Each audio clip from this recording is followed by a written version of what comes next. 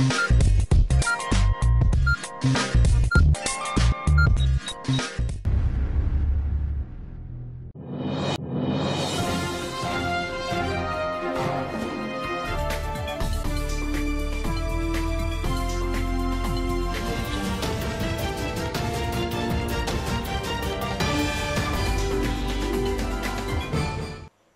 मी अक्षय. एडियन बातमीपत्रात तुम्हा सर्वांचं मनपूर्वक स्वागत करतोय. आज दिवसभरात घडलेल्या संपूर्ण घटनांचा आढावा आपल्याला घ्यायचाच आहे, परंतु त्या अगोदर नजर टाकूया आज दिवसभरात घडलेल्या काही महत्त्वाच्या आणि ठळक घडामोडींवरती. शेतामध्ये नक्की कोणतं पीक उभं केलंय याची साधीशी कल्पना नसलेले लोक शेताच्या बांधावर चाललेत, अशा शब्दात आदित्य ठाकरेंच्या दौऱ्यावरती आमदार संजय शिरसाट यांनी कडकडून टीका केली आहे. तर राष्ट्रपिता महात्मा ज्योतिबा फुले स्मृती दिन हाच खरा शिक्षक दिन आहे. शिक्षक दिन 5 सप्टेंबरला साजरा न करता तो राष्ट्रपिता महात्मा ज्योतिबा फुले यांच्या स्मृतिदिनी साजरा करावा, प्राध्यापक दिलीप महालिंगे यांचे प्रतिपादन. आता बघूया सविस्तर बातम्या. विरोधी पक्षांच्या नेत्यांनी 2-3 शेतात जाऊन बांधावर शेतकऱ्यांची भेट घेतली आणि बातमी घडवून आणली, परंतु राजकीय स्टंटबाजी करू नका, अशा शब्दात शिंदे सेनेचे प्रवक्ते आमदार संजय शिरसाट यांनी आदित्य ठाकरे यांच्या दौऱ्याबाबत टीका केली आहे. गेल्या 8 दिवसापासून मराठवाड्यामध्ये कोसळणारा पाऊस, त्यामुळं अनेक धरणं ओव्हरफ्लो झाली, अनेक शेतामध्ये पाणी गेलेलं आहे, शेतकऱ्यांच्या पिकाचं अतोनात नुकसान झालेलं आहे आणि याची गंभीर दखल सरकारने घेतलेली आहे. मुख्यमंत्र्यांनी सर्वांना निर्देश दिलेले आहेत की कोणत्याही परिस्थितीत तातडीने पंचनामे करून त्यांना मदत कशी पोहोचेल याबद्दल कारवाई करा आणि सरकारला त्याचा अहवाल सुद्धा सादर करा. सरकार हे शेतकऱ्याच्या पाठीशी आहे हे सर्वांना माहिती आहे आणि त्या पद्धतीने निर्णय सुद्धा घेण्यात येत आहे. आणि यामुळेच काही विरोधी पक्षाच्या नेत्यांनी मराठवाड्याचा दौरा करण्याचा प्रयत्न केला. तुम्ही जर दौरा पाहिला असेल तर 2-3 शेतामध्ये जाणं, शेतकऱ्याशी हातमिळवणी करणं आणि एकदाचा आपण मराठवाड्यामध्ये येऊन शेतकऱ्याच्या बांधावर गेलोय आणि तीच बातमी माध्यमातून चालवण्याचा प्रयत्न केलेला आहे. चांगली गोष्ट आहे. विरोधी पक्षाच्या सर्व नेत्यांनी ह्या शेतकऱ्याच्या बांधावर गेलं पाहिजे, त्यांच्या भावना समजून घेतल्या पाहिजे. जेव्हा शेतकरी अडचणीत येतो त्या टायमाला त्याच्या पाठीशी उभं राहण्याचं सरकारची भूमिका तर आहेच आहे, परंतु अशी सामंजस्य भूमिका जर विरोधी पक्षाच्या इतर नेत्यांनी जर घेतली तर मला वाटतं शेतकऱ्याला सुद्धा दिलासा मिळण्याला हातभार लागेल. परंतु राजकीय स्टंटबाजी करू नका. कालचा जो आदित्यांचा दौरा होता फक्त स्टंट आणि स्टंट होता. आणि तुम्ही पाहिलं असेल तर काल एक जी काही घटना घडली, आदित्यच्या गाडीमध्ये सरडा घुसला, एक सरडा बाजूला असताना दुसरा सरडा घुसल्यामुळं आदित्य साहेबांना बाहेर पडावं लागलं. हा मोठा जोक आहे. म्हणून बाजूला बसलेल्या सरड्याला पहिलं बाहेर काढा. अचानक येणारा सरड्याला तुम्ही हटवू शकता, पण बाजूला बसलेल्या सरड्याचं काय असा प्रश्न सर्वसामान्य शिवसैनिकाला पडल्याशिवाय राहिला नसेल. तर अब्दुल सत्तार यांनी काल रात्री 2 वाजेच्या सुमारास मनोज जरांगे पाटील यांची भेट घेतली. त्यानंतर चंद्रकांत खैरे यांनाही भेट दिली. राजकीय ही भेट आहे, सहानुभूती भेट नाही, असा थेट आरोप सत्तार यांच्यावरती केलाय. चर्चा केलेली काय बोलणं झालं डीसी सोबत? मी आरडीसीशी आता बोललो, त्यांना सांगितलं ही ताई त्या ठिकाणी, राजेश ताई त्या ठिकाणी 4 दिवसापासून उपोषण बसली, पण कोणाचंही लक्ष नाही तिथे. आज परिस्थिती खूप डाऊन आहे. 4 दिवसामध्ये कोणी एकही डॉक्टर आला नाही, कोणी तहसीलदार नाही, कोणी आरडीसी नाही, कोणी कलेक्टर नाही, कोणी नाही आलं इथे. आणि म्हणून त्या ठिकाणी आरक्षणाचा मुद्दा आहे. मराठवाड्यातील मराठा समाजाच्या लोकांना ओबीसीचं आरक्षण मिळालं पाहिजे ही त्यातील बसल्या त्या. तर म्हणून त्या ठिकाणी त्यांना पाठिंबा देण्यासाठी 4 मुली सुद्धा त्यांच्या मैत्रिणी बसल्या इथं. पण तब्येत ही आपल्या राजेशाची तब्येत खूप खराब आहे. डॉक्टर बिक्टर कोण येतं ते म्हणे मी लगेच पाठवतो. म्हटलं आता पण कोणी तुम्ही कसं काय आहे का सगळ्याला यायला पाहिजे होतं तुम्ही, बोललो मी त्याला. 3 दिवसाचं भजन या ठिकाणी बसले, मात्र या ठिकाणी वेळ नाही का त्यांना भेटण्यासाठी? नाही आता ते तो राजकारणाचा भाग झाला. राजकारणाच्या दृष्टिकोनातून त्यांनी त्या ठिकाणी भेट घेतली, पण सरकारमध्ये असताना सुद्धा त्या ठिकाणी ते मराठा आरक्षण का देत नाही? मग ही माझी मागणी आहे. त्या राजकारण करायचं यांनी, या सत्ताधाऱ्यांनी. 17 सप्टेंबर तोंडावर आलेले आहे, तरी देखील मराठी प्रश्न असतील, मराठ्याच्या आरक्षणाचा प्रश्न सुटत नाही सरकार. ह्या आरक्षणाचा प्रश्न हे सरकार जे आहे ना, निबरगट आहे, ते कधीच करणार नाही. दोघं तिघं पण, दोन हाफ आणि एक फुल कोणी करणार नाही. ते शिक्षक दिन 5 सप्टेंबरला साजरा न करता तो राष्ट्रपिता महात्मा ज्योतिबा फुले यांच्या स्मृतिदिनी साजरा करावा, असं परखड मत प्राध्यापक दिलीप महालिंगे यांनी गुरुवारी क्रांतिज्योती सावित्रीमाई फुले माध्यमिक विद्यालय येथे आयोजित कार्यक्रमात व्यक्त केलंय. यावेळी अध्यक्षस्थानी संत कबीर शिक्षण प्रसारक मंडळाचे सचिव ॲडव्होकेट धनंजय बोर्डे हे होते. शिक्षण महर्षी माधवराव बोर्डे प्रतिष्ठान व संत कबीर शिक्षण प्रसारक मंडळाच्या संत कबीर प्राथमिक शाळा आणि क्रांतिज्योती सावित्रीमाई फुले माध्यमिक विद्यालय भीमनगर भावसिंगपुरा यांच्या संयुक्त विद्यमाने क्रांतिज्योती सावित्रीमाई फुले माध्यमिक विद्यालय येथे प्राध्यापक दिलीप महालिंगे यांच्या व्याख्यान कार्यक्रमाचं आयोजन गुरुवारी सकाळी करण्यात आलं होतं. यावेळी संत कबीर शिक्षण प्रसारक मंडळाचे सचिव ॲडव्होकेट धनंजय बोर्डे हे अध्यक्षस्थानी होते, तर क्रांतिज्योती सावित्रीमाई फुले माध्यमिक विद्यालयाचे मुख्याध्यापक BT भामरे, संत कबीर प्राथमिक शाळेचे मुख्याध्यापक SN मोरे आदींची प्रमुख उपस्थिती होती. 28 नोव्हेंबर राष्ट्रपिता महात्मा ज्योतिबा फुले स्मृती दिन हाच खरा शिक्षक दिन अशी घोषणा विद्यार्थ्यांनी दिली. यावेळी दोन्ही शाळेचे विद्यार्थी, पालक, शिक्षक यावेळी राजेंद्र कायस्थ्य, संजय सपकाळ, विशाल Tomar, Shivaji Barde, Ranjana Dahake, Anuradha Suradkar, SM Domale, NZ Shaikh, SA Jadhav, NB झुंबड, PS गोरे यांच्यासह शिक्षकेतर कर्मचारी, पालक, विद्यार्थी मोठ्या संख्येने उपस्थित होते. कार्यक्रमाचं सूत्रसंचालन ज्ञानेश्वर कड यांनी केलंय, तर आभार प्रदर्शन रंजना डहाके यांनी केलंय. यावेळी प्राध्यापक दिलीप महालिंगे यांनी मार्गदर्शन करताना शिक्षक दिन 5 सप्टेंबरला साजरा न करता तो राष्ट्रपिता महात्मा ज्योतिबा फुले यांच्या स्मृतिदिनीच साजरा करावा असं मत मांडलं. तर ॲडव्होकेट धनंजय बोर्डे यांनी या विषयावरती अध्यक्षीय समारोप केला. की 5 सप्टेंबर हा डॉक्टर राधाकृष्णन यांचा जन्मदिवस शिक्षक दिन म्हणून का बरं? या देशामध्ये हजारो वर्ष शिक्षणापासून आपल्याला वंचित ठेवलं होतं. लिहिण्याचा, वाचण्याचा, शिकण्याचा अधिकार आपल्याला नव्हता. महात्मा फुलेंचा जन्म झाला आणि एक सूर्योदय उगवला. महात्मा फुले आणि सावित्रीबाईंनी या देशातल्या अज्ञानाचा अंधकार दूर करण्यासाठी आपल्या आयुष्याची होळी केली. आपल्या आयुष्याची कमाई त्यांनी या कार्यासाठी झिजवली, खर्ची केली. आणि खऱ्या अर्थाने या देशामध्ये मुलींना शिक्षणाची द्वारं जे आहेत महात्मा फुले आणि सावित्रीबाईंनी उघडली. आणि अशी परिस्थिती असताना जेव्हा आपल्याला वाचायला येऊ लागलं, विचार करायला येऊ लागलं, तेव्हा आपल्याला लक्षात आलं की 5 सप्टेंबर हा डॉक्टर राधाकृष्णन यांचा जन्मदिवस शिक्षक दिन म्हणून का बरं? नैसर्गिक आपत्तीच्या कालावधीत परिस्थितीचा सामना करण्यासाठी आपापसात योग्य समन्वय, संपर्क आणि संवाद महत्त्वाचा आहे. तसेच आपत्ती व्यवस्थापनाबाबत सर्वांनी दक्ष राहावं असं प्रतिपादन विभागीय आयुक्त दिलीप गावडे यांनी आज दक्ष आपत्ती व्यवस्थापन परिषदेत केलंय. डॉक्टर बाबासाहेब आंबेडकर मराठवाडा विद्यापीठातील ऑडिटोरियम हॉल येथे आपत्ती व्यवस्थापन प्राधिकरणाच्या वतीने आयोजित दक्ष आपत्ती व्यवस्थापन परिषद 2024च्या उद्घाटन प्रसंगी ते बोलत होते.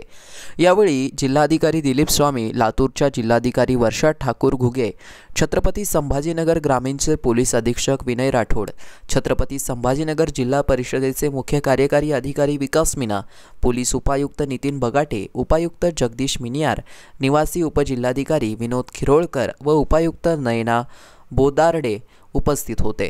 पोलीस उपायुक्त नितीन बगाटे यांनी चंद्रपूर जिल्ह्यात जंगली भागात लागलेली आग व छत्रपती संभाजीनगर येथील गॅस गळती या आपत्तीच्या वेळी प्रशासन व नागरिकांचा सहभाग याबाबतचे अनुभव सांगितले. आपत्ती व्यवस्थापन आणि लाइटनिंग सुरक्षा आणि संरक्षण उपायांमध्ये तरुणांची भूमिका या विषयावरती स्वामी रामानंद तीर्थ मराठवाडा विद्यापीठ उपकेंद्र लातूर येथील सहयोगी प्राध्यापक डॉक्टर प्रमोद पाटील यांनी मार्गदर्शन केलं. सार्वजनिक आरोग्य आपत्कालीन व्यवस्थापन आणि आंतरविभागीय समन्वय याबाबत घाटी रुग्णालय छत्रपती संभाजीनगर येथील सहयोगी प्राध्यापक डॉक्टर राजेंद्र अंकुशे यांनी मार्गदर्शन केलं। परिषदेत आपदा मित्र बचाव कार्यात सहभागी होणाऱ्या विविध सेवाभावी संस्था, होतकरू नागरिक, गिर्यारोहक संघ, सरपंच, युवक युवती, आपत्ती व्यवस्थापन अभ्यासक्रमास प्रविष्ट असणारे महाविद्यालयीन व विद्यापीठातील युवक तसेच इतर पदाधिकारी व बचाव कार्य करणाऱ्या यंत्रणांमधील अधिकारी कर्मचारी यांनी यात सहभाग घेतलाय। कार्यशाळेचे संयोजन समिती आणि निवासी उपजिल्हाधिकारी विनोद खिरोळकर व उपायुक्त नैना बोदार्डे यांनी केलंय। परिषदेला विभागातील आपत्ती व्यवस्थापन विभागाचे अधिकारी, पोलीस अधिकारी व कर्मचारी उपस्थित होते। विभागातील 8ही जिल्ह्यात आपत्ती काळात केलेल्या कार्याचा विशेष गौरव सुद्धा या कार्यक्रमामध्ये करण्यात आलाय। आपल्याला अजूनही काही बातम्यांचा आढावा घ्यायचा आहे, परंतु इथे वेळ झाली आहे एका छोट्याशा ब्रेकची। कुठे जाऊ नका, पाहत रहा ADN न्यूज।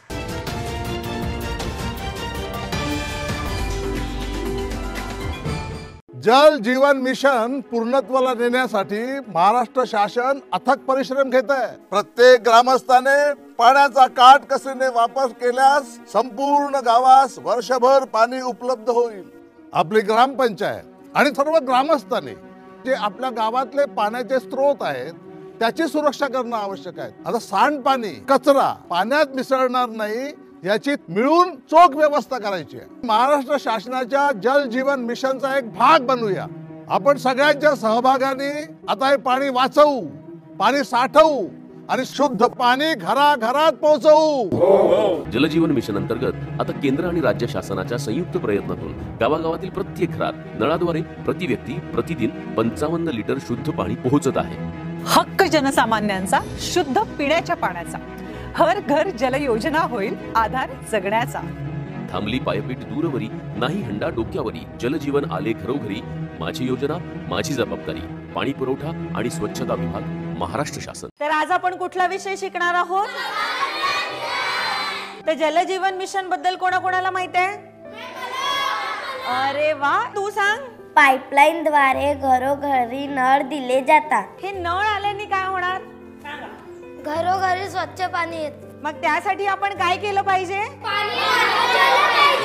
पाणी वाचवायला काय करावं लागेल? मग पावसाचे पाणी जमिनीत खड्डा करून साठवलं पाहिजे। बरोबर। तुम्ही सगळेजण पाळणार ना मग आपली जबाबदारी?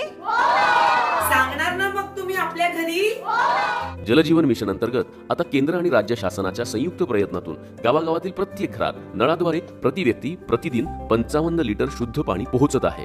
आता यासाठी लोकसहभागातून पाण्याचा ताळेबंद, समान पाणी वाटप, उपांगांची देखरेख, देखभाल दुरुस्ती यासाठी सामुदायिक प्रयत्न करून या योजनेचा अविरत लाभ घेऊ। थांबली पायपीट दूरवरी, नाही हंडा डोक्यावरी, जलजीवन आले घरोघरी, माझी योजना माझी जबाबदारी, पाणी पुरवठा आणि स्वच्छता विभाग, महाराष्ट्र शासन। केंद्र आणि महाराष्ट्र शासनाच्या जलजीवन मिशनच्या माध्यमातून आता घराघरापर्यंत नळाद्वारे शुद्ध पाणी पोहोचविण्याची मोहीम पूर्णत्वाला नेली जात आहे। या मोहिमेच्या यशस्वीतेसाठी आपल्या प्रत्येकाची जबाबदारी वाढली आहे। ही योजना सुरळीत चालण्यासाठी पंपाकरिता विजेची आवश्यकता असते, म्हणूनच आपण आपली पाणीपट्टी वेळेत भरूया। असे न केल्यास पंपाचे संचालन किंवा अन्य खर्च जसे निर्जंतुकीकरण, देखभाल दुरुस्ती आणि उपकरण व साहित्यांसाठी लागणाऱ्या निधीअभावी योजना बंद होऊ शकते। म्हणूनच आपण आपली पाणीपट्टी ग्रामपंचायतीकडे वेळेत जमा करू।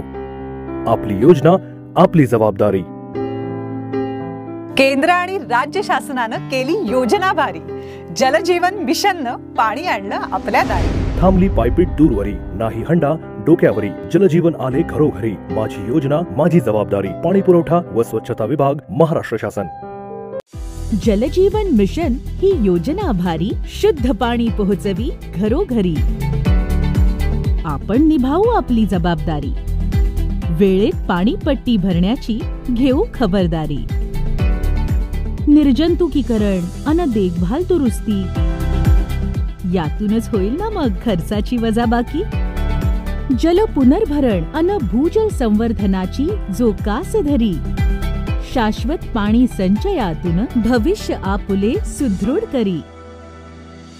शुद्ध पाण्यामुळे निरोगी आयुष्याची किमया न्यारी। केंद्र अन राज्य शासनाची ही योजना गुणकारी।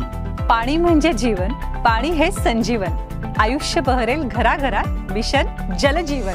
थांबली पायपीट दूरवरी, नाही हंडा डोक्यावरी, जलजीवन आले घरोघरी, माझी योजना माझी जबाबदारी, पाणी पुरवठा व स्वच्छता विभाग, महाराष्ट्र शासन.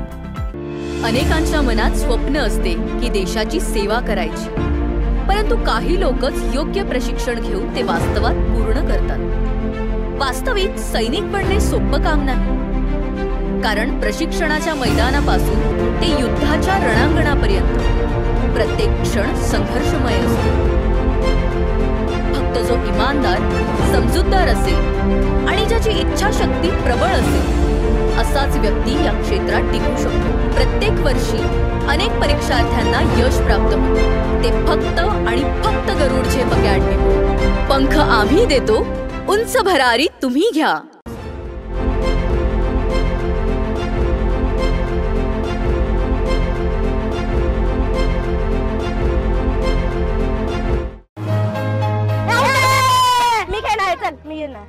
तू कुठे? माझा नंबर आहे आता.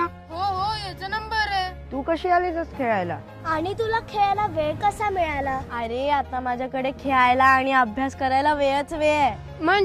म्हणजे मला रोज आई बरोबर पाणी आणायला दूर जावं लागायचं, त्यामुळे तुमच्यासोबत खेळायला मला वेळच नाही मिळायचा. कधी कधी तर माझी शाळा पण बुडायची. मग आज वेळ कसा मिळाला? कारण आता आमच्या घरी नळ आलाय, त्यामुळे पाणी आणायला दूर जावं लागतच नाही, त्यामुळे सगळीकडे चांगलं पाणी मिळतंय. मी खेळू ना? माझा नंबर. केंद्र आणि महाराष्ट्र शासनाच्या जलजीवन मिशनमुळे महाराष्ट्रातील प्रत्येक घरी प्रतिदिन प्रति व्यक्ती 55 लिटर शुद्ध पाणी पोहोचवलं जाते. अनेक दुर्गम भागातील वाड्या वस्त्यांवरही सौर ऊर्जेचा वापर करून शुद्ध पाणी पोहोचवलं जाते. त्यामुळे अनेक महिलांचा पाण्यासाठी होणारा त्रास वाचला आहे. तसेच अनेक मुलींच्या शिक्षणातील आणि खेळण्यातील अडथळा दूर होतोय. थांबली पायपीट दूरवरी, नाही हंडा डोक्यावरी, जलजीवन आले घरोघरी, माझी योजना माझी जबाबदारी, पाणी पुरवठा आणि स्वच्छता विभाग, महाराष्ट्र शासन. सलाम सरपंच. अरे सलाम युसुफ भाई, काय म्हणतो बा? मी काय ऐकलंय बाबा, तुम्ही जे गावात पाईपलाईन नळ लावून देणार आहे त्याचे पैसे घेणार आहे म्हणून. मी नाही घेणार आहे बा. मग आता तुझ्या घरात वीज येते, त्याचं बिल भरते की नाही? भरतो की. अरे मग तसंच आहे ते. आता तुमच्या घरात पाईपलाईन टाकणं, त्याला नळ लावून देणं, हाच खर्च शासन आणि 10% लोक वर्गणी यातून होणार आहे. पण त्याच्या देखभाल, दुरुस्ती, पाणी सोडायचं, तो विजेचा पंप चालवा लागेल, त्याचं बिल कोण भरत? म्हणजे महिन्याभरात तुम्ही जेवढं पाणी वापराल त्याचं फक्त बिल भरायचं आहे तुम्हाला, बस. याच्यात आपलाच फायदा आहे ना का? म्हणजे आपलं घर, शाळा, सगळीकडे साफ आणि स्वच्छ पाणी येईल. असं का? म्हणजे पाणी जेवढं पाहिजे तेवढंच वापरायचं, म्हणजे आपलं बिल पण कमी येईल ना. आता समजलं मला. येतो मी. जलजीवन मिशन अंतर्गत आता केंद्र आणि राज्य शासनाच्या संयुक्त प्रयत्नातून गावागावातील प्रत्येक घरात नळाद्वारे प्रतिदिन प्रति व्यक्ती 55 लिटर शुद्ध पाणी पोहोचत आहे. थांबली पायपीट दूरवरी, नाही हंडा डोक्यावरी, जलजीवन आले घरोघरी, माझी योजना माझी जबाबदारी, पाणी पुरवठा व स्वच्छता विभाग, महाराष्ट्र शासन. मस्त मास्क पहना रहे तुम्हें. Thank you sir. वो जान बचाने के लिए पहनना पड़ता है ना सर. रेडीमेड है या टेलर मेड है? ऑनलाइन ऑर्डर किया है सर. एक और है ना सर. देना. बहुत मस्त लगे आपको. ये ना सर. सर ना भाई, जान बचाने के लिए बाइक चलाते वक्त सिर्फ खोपड़े पे मास्क पहनेगा तो खोपड़े को कौन बचाएगा? समझ गया सर. हेलमेट ऑनलाइन ऑर्डर कर, वरना हमेशा के लिए ऑफलाइन हो सकता है. Okay sir. ये ले. चल हम ये भी ऑनलाइन भर दे. हेलमेट पहने, ट्रैफिक नियमों का पालन करें, जिंदगी के सफर को सुरक्षित रखें.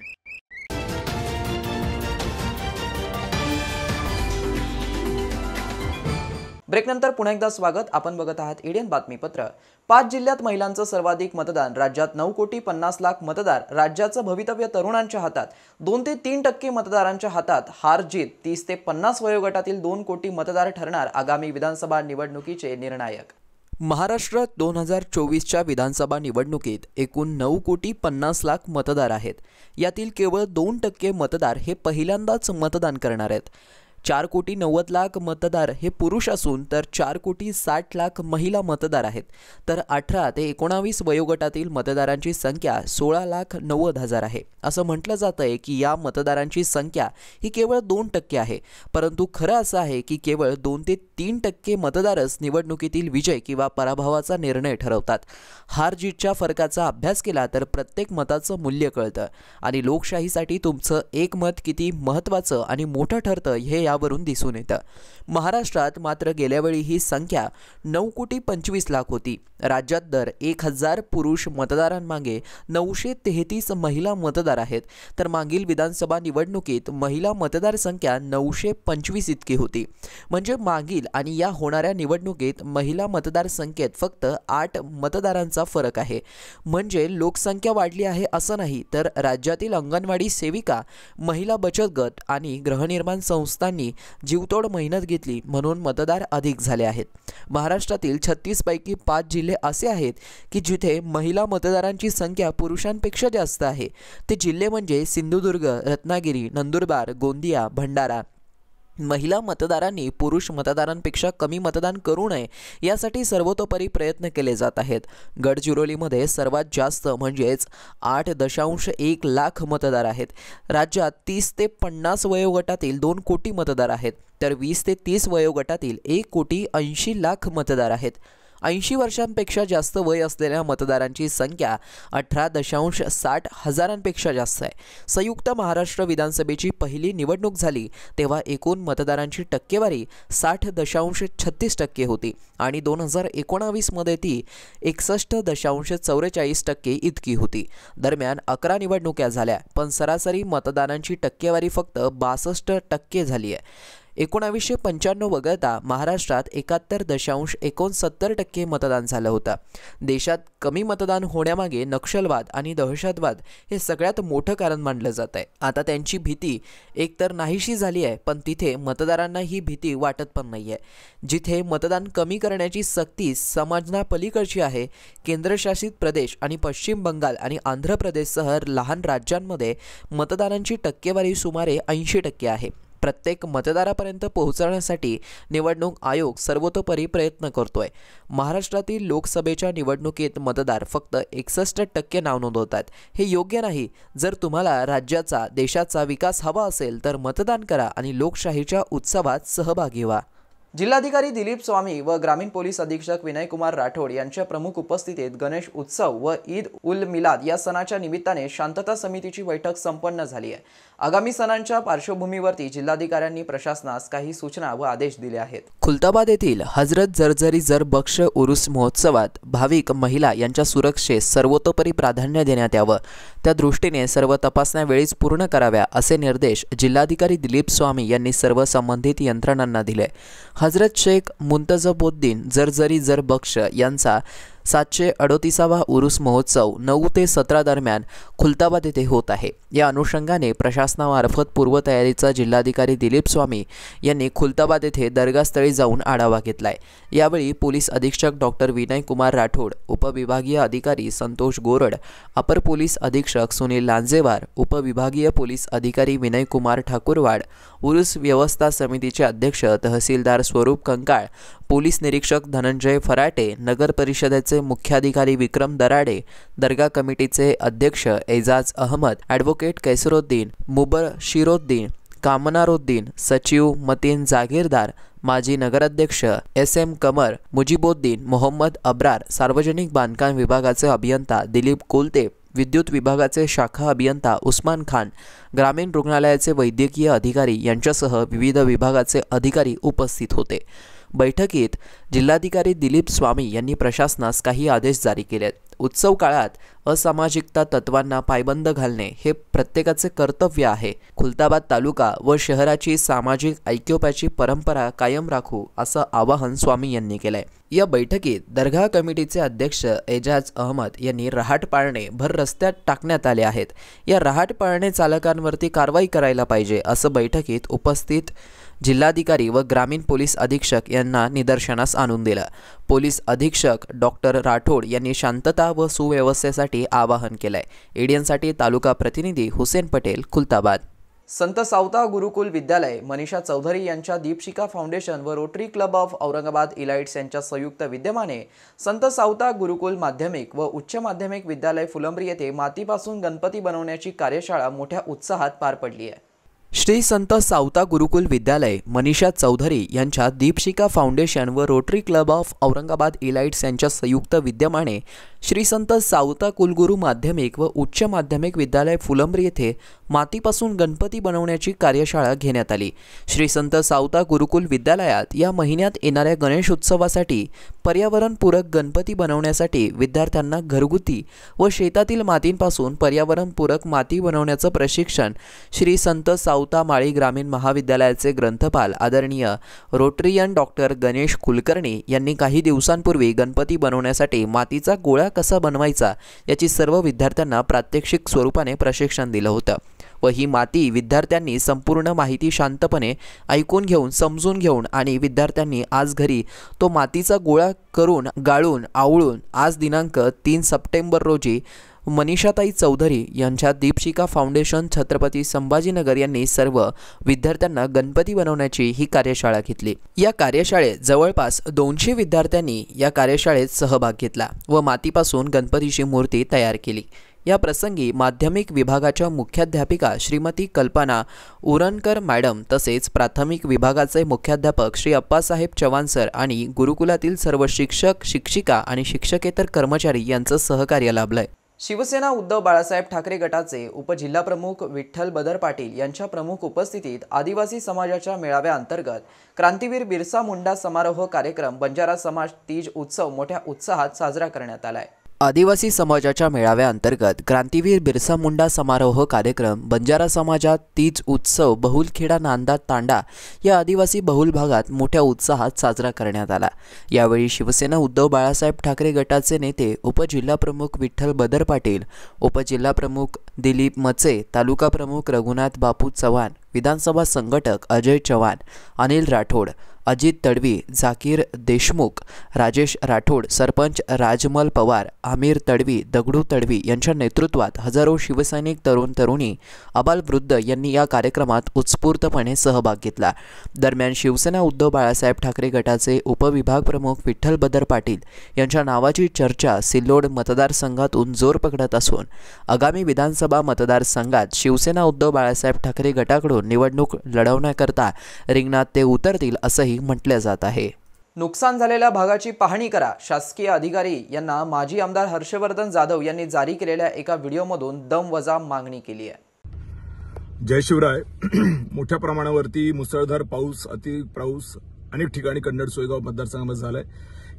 याचे सगळ्यात मोठा शॉक जर बसला असेल कुणीकडे तर घाटशेंद्र या गावी एक लहान 3 वर्षाचं बाळ वाहून गेलंय।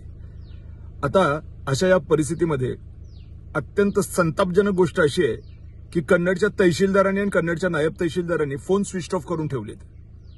म्हणजे बाळ वाहून गेलंय, शेत्या उजाड झाल्या आहेत, तरी प्रशासनाला काही पडलेलं नाहीये। एसडीएम कन्नड यांना मी आता सटकवलंय आणि त्यांना मी म्हटलंय की ज्याच्या भरोशावरती हे असले धंदे चालतात, घटकाभर राज्य सरकार का होईना ते राज्य सरकारही बदलण्याची क्षमता जनतेमध्ये असते। जर ते बदललं तर तुमचे हे जे धंदे चाललेले आहेत, हे जसं महिन्याभर वाण्याचं बिल आपण भरत नाही पण नंतर महिना अखेर आपण ते बिल भरतो, तशा पद्धतीने जर भरावं लागलं तर काय कराल।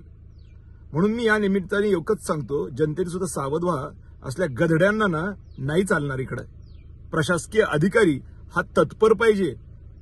13 मे 2015च्या शासन निर्णयानुसार जिथे नैसर्गिक आपत्ती असते तिकडे 24 तासाच्या आत अशा पद्धतीने मृत्यू पावलेल्या व्यक्तीच्या कुटुंबाला 4 लाख रुपये देण्याची तरतूद आहे। एवढंच नाही तर जिथे नुकसान 33% वरती झालंय तिकडे सुद्धा नुकसान भरपाई देण्याच्या संदर्भातली तरतूद आहे। पण त्याच्यासाठी पंचनामे करायला हवेत आणि त्याच्यासाठी पहिल्यांदा तहसीलदारांनी गेलं पाहिजे, बघितलं पाहिजे। या संदर्भामध्ये कुठलीही कारवाई प्रशासकीय मंडळी करत नाहीयेत। सोयगावमध्ये पण मी ऐकतोय की तहसीलदार फिरत नाहीयेत। या व्हिडिओच्या अनुषंगाने माझे आमदार म्हणून एकच सांगतो, या दोन्ही तहसीलदारांना चुपचापपणे सगळी नाटकं बंद करा आणि फील्डवरती उतरा, जाऊन बघा तिकडे काय चाललंय। गाव जेल आणि हनुमान बाहेर असली जी परिस्थिती आहे ना, ही परिस्थिती लोक बर्दाश्त करणार नाहीत। आणि अशा पद्धतीने हेच जर चाळे करत राहिले आणि भगवान परमात्म्याने जर निर्णय घेतला की सरकार बदलायचं किंवा कन्नड सोयगावचा आमदार बदलायचा, तर तुम्हाला पळता भुई कमी होईल। देवा शपथ सांगतो, पळता भुई कमी होईल। हे माणुसकीला काळीमा फासणाऱ्या गोष्टी चाललेल्या आहेत। माणसं मरतायत आणि तहसीलदार आणि एनटी जर का झाले फोन बंद करून बसतायत, हा कोणता धंदा आहे असला? लाज वाटत नाही? शेवटी पुन्हा एकदा नजर टाकूया आज दिवसभरात घडलेल्या काही महत्त्वाच्या आणि ठळक घडामोडींवरती। शेतामध्ये नक्की कोणतं पीक उभं केलंय याची साधीशी कल्पना नसलेले लोक शेताच्या बांधावर चाललेत, अशा शब्दात आदित्य ठाकरेंच्या दौऱ्यावरती आमदार संजय शिरसाट यांनी कडकडून टीका केली आहे। तर राष्ट्रपिता महात्मा ज्योतिबा फुले स्मृती दिन हाच खरा शिक्षक दिन आहे। शिक्षक दिन 5 सप्टेंबरला साजरा न करता तो राष्ट्रपिता महात्मा ज्योतिबा फुले यांच्या स्मृतिदिनी साजरा करावा, प्राध्यापक दिलीप महालिंगे यांचे प्रतिपादन। आणि याबरोबरच हे बातमीपत्र इथेच संपलं। पुन्हा भेटूया पुढील बातमीपत्रात। तोपर्यंत पाहत रहा आपल्या हक्काचं बातमीपत्र ADN न्यूज।